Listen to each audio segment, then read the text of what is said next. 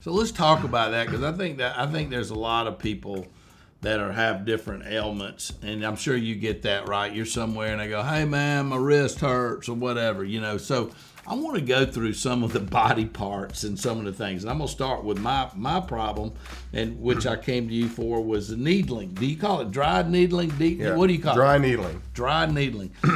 So tell me about dry needling, because that's fairly somewhat new to the therapist business. Where's it good? Who's it help? Who does it not help? What's your opinion of it? Well, it'll help just about anybody. So the way I am trained, myself and some of my colleagues that work alongside me, we're trained through a gentleman out in Colorado who is traditionally an acupuncturist, but he came to the States and started researching, which is kind of frowned upon in Chinese medicine. You just take Chinese medicine for what it's worth. So he came here to start researching the effects of needling. And he found out that, and I'll kind of abbreviate this, but by dry needling, or by needling certain points of the body, that it triggers a response in your body that helps your body to go into homeostasis, meaning your body's going to regulate its metabolic systems, meaning digestion, anxiety, pain, anything. We know now that's really how acupuncture works, is that it's that effect, not meridians, not chi. I mean, that's what they call it, Yeah. But it is a true physiological response. So acupuncture does work in the respect of certain points of the body that triggers that response. When I say it works for anybody, I can get a patient in that has, sickness from chemotherapy, and we can needle these certain parts of these areas, and they'll just in general feel better. Really? So what is it doing when you needle? What's the reaction the body's having?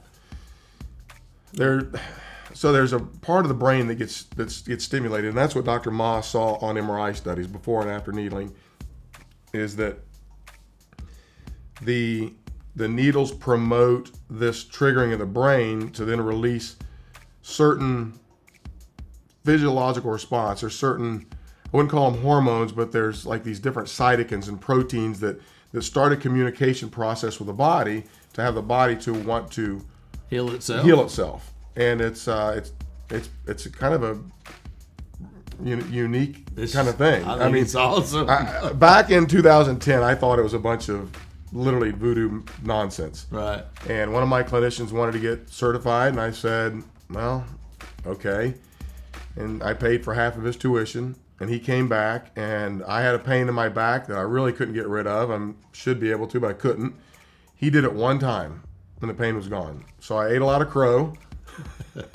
I paid his other half his tuition. And since then, I've probably invested about $30,000 in getting most of my clinicians certified. Now, that's a portion of it that he teaches. Universities don't really go into that. So at Emory and Mercer and these universities that are teaching dry needling now, they don't talk about that part of it. So they talk more about trigger point release in muscles, tendon healing with the needle, and that kind of stuff, which is a whole different part. So who have you seen that benefits the most? If somebody's got X, you feel like pretty strongly this will help. It really works well with necks and backs. So if you come to me and you've got some neck pain or back pain, and you've got, and I palpate and I was like, wow, you've really got some locked up muscle here. Those needles have an uncanny way of causing those muscles to ultimately relax.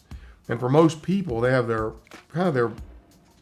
main source of pain, whether it be a disc pain or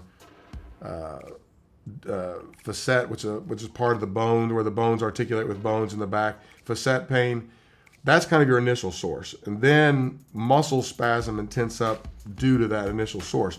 As we all know, cramped muscles, if you're at a calf cramp or a foot cramp, you can't walk around. It hurts so bad. Mm-hmm. I mean, you've seen the football players laying on the ground. They can't get up because they're cramping so bad. That's essentially what it is. You get these back muscles that are spasmed, and it hurts. In fact, it hurts so bad, sometimes people can't even move. So they're so tight, and then this has a way of relaxing that, and that helps kind of get rid of that part of it. Now, that it may take once, it may take multiple times of dry needling. And I have some patients that come in every so often just for that. They're like, I need a tune-up, Matt.